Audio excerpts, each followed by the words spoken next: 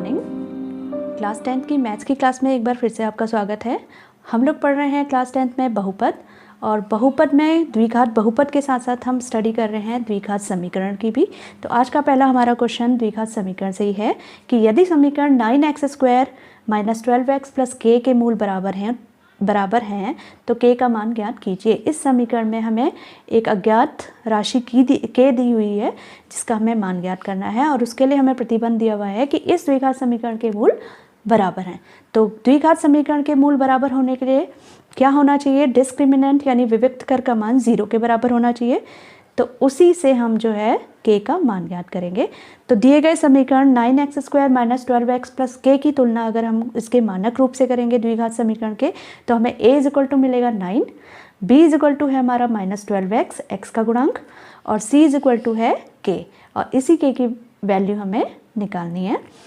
तो द्विघात समीकरण के मूल बराबर होने के लिए क्या होगा? d = 0, d का मान होता है b² - 4ac। इसी में हमें b, a और c की वैल्यू पुट करनी है।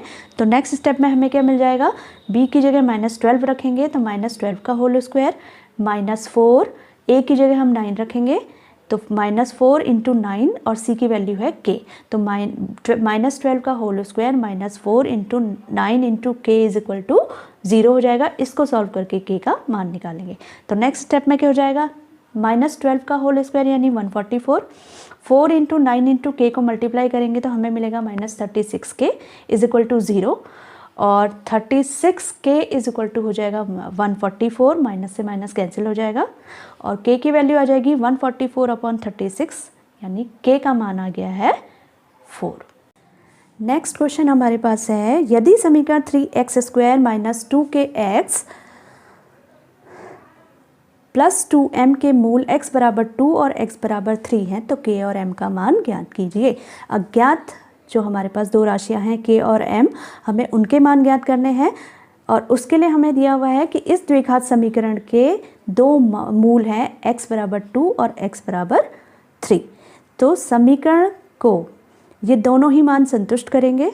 तो हम समीकरण में x = 2 और x = 3 रखेंगे तो हमें जो है दो रैखिक युग्म मिलेंगे k और m के। उनको सॉल्व करके हम k और m का मान ज्ञात करेंगे। तो समीकरण में, इस द्विघात समीकरण में हम रखते हैं x = 2, तो क्या मिलेगा हमें? 3 × 2² - 2k × 2 + 2m = 0, और x = 3 रखने पे हमें क्या मिलेगा? 3 × 3² - 2k × 3 + 2m = 0, और सॉल्व करने पे हमें नेक्स्ट स्टेप में मिल रहा है 12 - 4k + 2m = 0, और नेक्स्ट इक्वेशन में मिला है 27, 3 3 जा 9 × 3 27 हो जाएगा, -6k + 2m = 0, और रैखिक युग्म जो दो हमें मिल गए हैं k और m में, वो क्या है? 4k + 2m = -12, और -6k + 2m = -27। तो इन दोनों समीकरणों को सॉल्व करके हम जो है k और m का मान ज्ञात करते हैं। तो दोनों ही समीकरण में हम देख रहे हैं कि 2m के जो गुणांक हैं वो बराबर हैं, तो विलोपन से हम कर सकते हैं। तो हम समीकरण 1 में से समीकरण 2 को घटाएंगे तो m का विलोपन हो जाएगा और k का मान निकलेगा। तो समीकरण 1 में से समीकरण 2 को घटाने पर 4k + 2m -6k + 2m = -12 - next step में आप देख रहे हैं 4k + 2m + 6k, क्योंकि माइनस है ब्रैकेट खोलेंगे तो हमारे साइन चेंज होंगे, तो +6k - 2m = हो जाएगा -12 + 27, और सॉल्व करके आ गया है 2m से 2m कैंसिल हो जाएगा, 4k + 6k = 10k = 15, और k की वैल्यू आ जाएगी 3/2, 15/10 यानी कि 3/2। k का मान हम समीकरण 1 में रखेंगे तो हमें m की वैल्यू भी मिल जाएगी। तो k का मान समीकरण 1 में रखने पर, समीकरण 1 हमारे पास क्या थी? 4k + 2m = -12, 4 × k की वैल्यू हम रख रहे हैं 3/2 + 2m = -12, तो 2 से 4 को हम कैंसिल करेंगे तो 2 × 2 = 4, तो 2 इंटू 3 यानी कि 6 हो जाएगा नेक्स्ट स्टेप में। तो 2 into 3 plus 2m is equal to -12 यानी 6 plus 2m is equal to -12। 2m is equal to हो जाएगा -12 -6 और 2m is equal to -18। m की वैल्यू आ गई है -9। तो इस तरह से k की वैल्यू 3/2 और m की वैल्यू आ गई हमारी -9। नेक्स्ट क्वेश्चन हमारे पास है, क्या x + 2 का whole cube is equal to 2x x² - 1 एक द्विघात समीकरण है। तो हमें जो समीकरण दी हुई है हमें ये बताना है कि ये द्विघात समीकरण है या नहीं है। तो हम इसको मानक रूप में बदलने की कोशिश करेंगे और उसके बाद हम बताएंगे कि ये द्विघात समीकरण है या नहीं। और किसी भी समीकरण के द्विघात समीकरण होने के लिए क्या होना चाहिए, उसमें x की सबसे बड़ी घात x का एक्सपोनेंट 2 होना चाहिए। तो सॉल्व करते हैं इसको मानक रूप में लाने की। हमें दिया हुआ है x + 2 का whole cube is equal to 2x x² - 1। x + 2 के होल क्यूब को हम a + b के होल क्यूब से खोलेंगे तो आ जाएगा x³ + 2 क्यूब + 3x2 और ब्रैकेट में x + 2। और फार्मूला क्या है, a + b का whole cube is equal to a³ + b³ + 3ab a + b। इस फार्मूले से हमने इसको खोला है। और जो दाएं पक्ष के हमारे दोनों पद हैं हम उनको भी जो है बाएं पक्ष में लेके आएंगे तो वो हो जाएगा -2x³ + 2x = 0। और नेक्स्ट स्टेप में सॉल्व करने पे x³ और -2x³ हमारे पास है तो हमारे पास बचेगा माइनस का x³ + 8 और ब्रैकेट से अंदर मल्टीप्लाई करेंगे हम ब्रैकेट में 6x से तो हमें मिल जाएगा प्लस का 6x² + 12x + 2x x = 0। और ये सॉल्व करने पे हमें आ गया है हमारे पास माइनस का x³ + 6x² + 14x + 8 = 0। तो अब इसको हम आगे सॉल्व नहीं कर सकते हैं। हम ये देख रहे हैं कि इस समीकरण में x की सबसे बड़ी घात x का एक्सपोनेंट जो है वो मैक्सिमम 3 आया है। हाईएस्ट एक्सपोनेंट x का आया है 3, x की सबसे बड़ी घात आई है 3। तो इसलिए ये एक त्रिघाती समीकरण है, द्विघात समीकरण नहीं है क्योंकि x की सबसे बड़ी घात इसमें 3 आई है। अगर इसमें x की सबसे बड़ी घात 2 होती तो हम कहते कि ये एक द्विघात समीकरण है।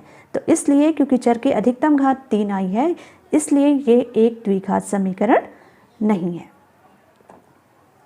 नेक्स्ट क्वेश्चन है हमारा 3x4 + 6x³ - 2x² -10x -5 के अन्य सभी शून्यक ज्ञात कीजिए।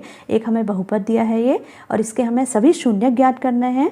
यदि इसके दो शून्यक √5/3 और -√5/3 हैं तो ये एक 4 घात का बहुपद है। इसके 4 शून्यक होंगे, 2 हमें दिए हुए हैं तो 2 हम ज्ञात करेंगे। तो 2 शून्यक जो हमें दिए हुए हैं वो है √5/3 और -√5/3। ये दोनों अगर बहुपद के शून्यक होंगे तो x की वैल्यू √5/3 और -√5/3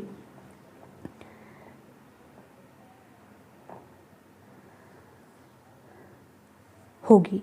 x की वैल्यू हो जाएगी, इस समीकरण को सॉल्व करने पे x की एक वैल्यू आएगी √5/3 और -√5/3।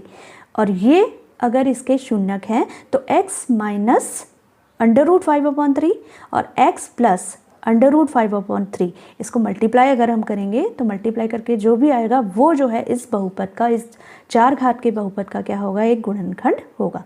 अब हम इसको मल्टीप्लाई करेंगे x -√5/3 और x + √5/3 को a + b और a - b के होल स्क्वायर से तो हमें क्या मिलेगा x² -√5/3 का होल स्क्वायर। ये भी एक बहुपद का गुणनखंड हो जाएगा। और लास्ट में सॉल्व करने पे जो गुणनखंड हमें मिला है वो है x² -5/3 इस दिए गए बहुपद का एक गुणनखंड होगा। तो ये अगर इस बहुपद का गुणनखंड है तो इससे हम अगर भागा देंगे अपने बहुपद पे, दिए गए बहुपद पे, तो हमें दूसरा गुणनखंड मिल जाएगा जिसको सॉल्व करके हमें शेष 2 शून्यक मिलेंगे। तो हम भागा देंगे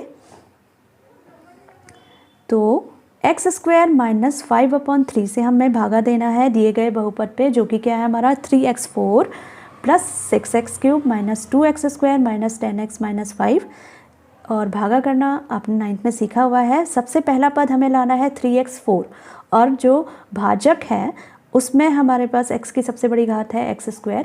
हमें 3x4 चाहिए, तो हमारा सबसे पहला पद जो भागफल में आएगा वो आ जाएगा 3x²।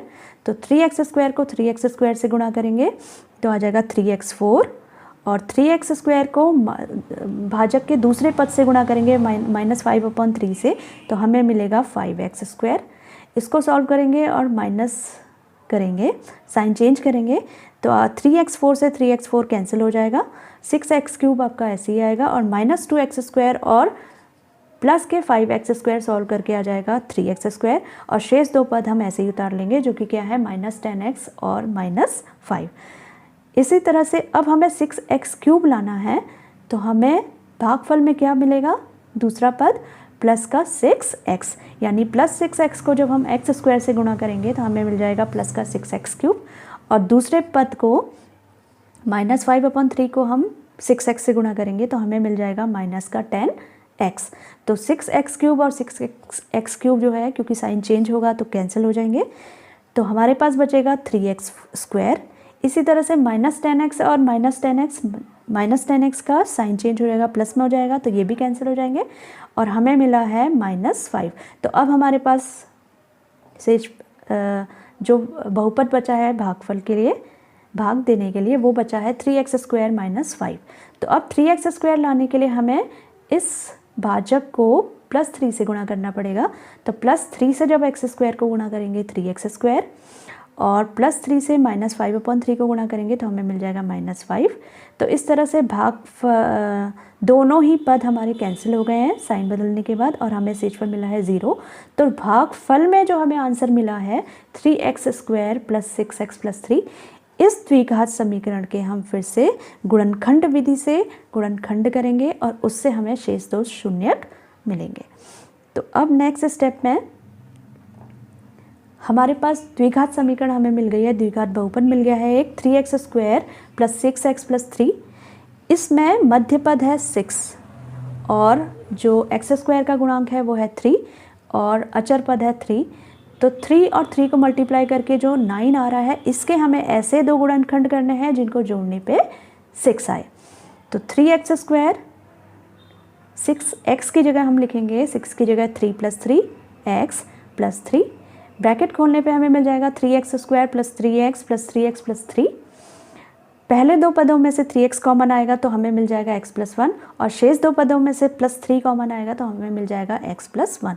तो कॉमन गुणनखंड आ गया x + 1 और दूसरा गुणनखंड हमें मिला है 3x + 3। इन दोनों गुणनखंडों को हम 0 लेंगे और x की वैल्यू निकालेंगे। तो x + 1 = 0 और 3x + 3 = 0।